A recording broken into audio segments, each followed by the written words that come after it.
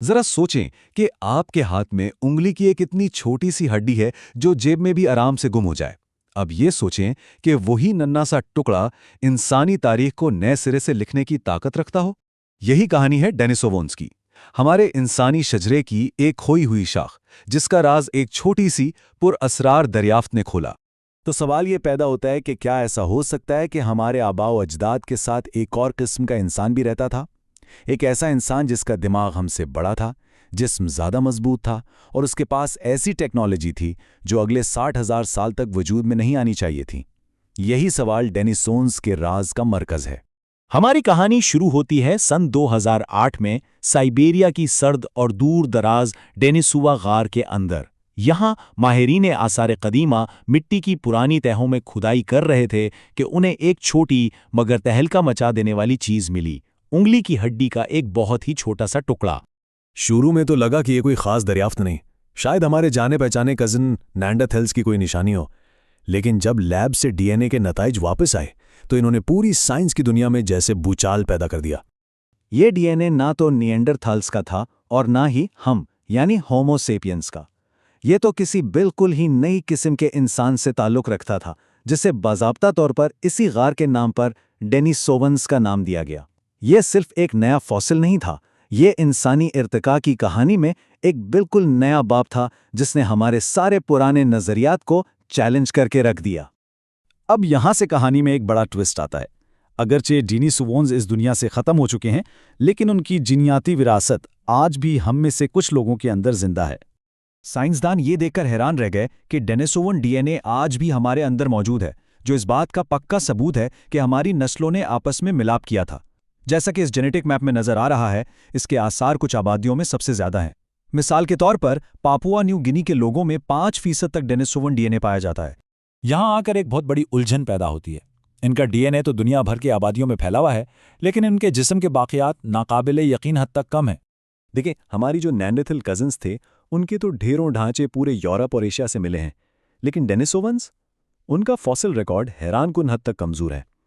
हम इनके जिस्म के बारे में जो कुछ भी जानते हैं ना, वो बस इन चंद बाकियात की बुनियाद पर है।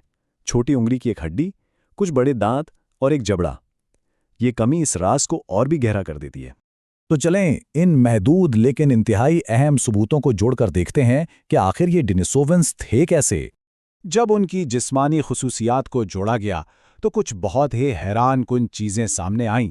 उनके जबड़े जदीद इंसान से दुगने मोटे थे, और इस टेबल को देखें, उनकी खोपड़ी से साफ जाहिर है कि उनके दिमाग का साइज हमारे मुकाबले में तकरीबन 20% ज़्यादा था।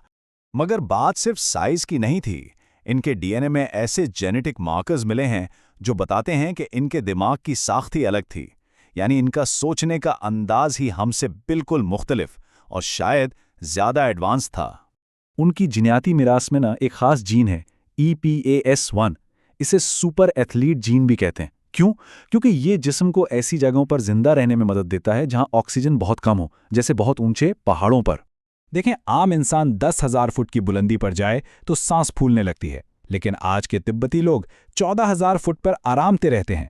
इसका राज क्या है? यही जीन, एक जीनियाती तोहफा जो उन्हें सीधा डेनिसोवन्स से विरासत में मिला है ना कमाल की बात? और बात यहीं ख़त्म नहीं होती। इनका डीएनए एक बहुत ही ताकतवर मुदाफ़ियती निज़ाम की तरफ भी इशारा करता है, और शायद उनके बूढ़े होने की रफ्तार भी बहुत सुस्त थी, जिसका मतलब एक लंबी और सेहतमंद जिंदगी हो सकता है। जब इन सब टुकड़ों को जोड़ते हैं ना, तो एक वाकई सुपर ह्यूमन जैसी तस्वीर बनती है। अच्छा, तो ये तो हो गई उनके जिस्म और जीन्स की बात। अब चलते हैं इससे भी ज़्यादा हैरानकुन चीज़ की तरफ, उनकी जहानत और टेक्नोलॉजी के सबूतों पर। इसी डेनिसोवा गार से एक ऐसी चीज मिली जिसकी उम्र ने माहिरीन को चकरा कर रख दिया, 70,000 साल। ये एक खूबसूरत सा हरे रंग का कंगन था जो क्लोराइट नामी पत्थर से बना था। लेकिन हैरानी की बात, इसका पत्थर नहीं था, बल्कि इसके अंदर किया गया एक बिल्कुल गोल सुराख था। ऐसा सुराख करने के लिए एक बहुत तेज रफ्तार स्टेडी ड्रिल चाहिए, ऐसी टेक्नोलॉजी जो हजारों साल बाद इजाद होनी थी। एक माहिर ने इस दरियाफ्त को क्या खूब बयान किया है। वो कहते हैं, ये बिल्कुल ऐसा ही है जैसे आपको पुराने मिस्र के किसी मकबरे से एक बिल्कुल नया स्मार्टफोन मिल जाए। और मामला सिर्फ जेवरात का नहीं था। इसी गार से दुनिया की सबसे पुरानी सिलाई की सुई भी मिली, 50,000 साल पुरानी ये छोटी सी चीज़ एक बहुत बड़ी बात साबित करती है कि जब हमारे आबाओ अजदाद शायद सिर्फ जानवरों की खालें लपेट रहे थे, डेनिसोवंस बाकायदा कपड़े नाप कर सिलाई कर रहे थे। तो अब सबसे बड़ा सवाल ये पैदा होता है, अगर वो इतने तरक्की याफ्ता थे तो वो गायब क्यों हो गए? इनके गायब होने की दो बड़ी कहानियां सुनाई जाती हैं। पहली है जंग की, यानी जैसे ही हमारी नस्ल होमो सैपियंस दुनिया में फैली तो हमने अपनी ज्यादा तादाद और ताकत से शायद उन्हें ख़त्म कर दिया। दूसरी थ्योरी एक कुदरती आफत की है। हो सकता है वो अलग थलग पहाड़ों में चले गए हों और फिर एक बहुत बड़ी मौसमियाती तब्दीली की जद में आकर ख़त्म हो गए। ये टाइमलाइन इन वाक़यात को समझने में मदद देती है। देखें, तकरीबन 40,000 साल पहले होमो सेपियंस यूरेशिया में दाखिल हुए और फिर तकरीबन 12,800 साल पहले यंगर ड्रायस नाम का एक तबाहकुन मौसमी वाक़या हुआ जिसने पूरी दुनिया में तबाही मचा दी। और आखिर में इतनी बड़ी तहजीब, इतने सुपर ह्यूमंस, इन सब की कहानी सुनाने के लिए क्या बचा? वही एक उंगली की हड्डी का छोटा सा टुकड़ा जहां से ये सब कुछ शुरू हुआ था।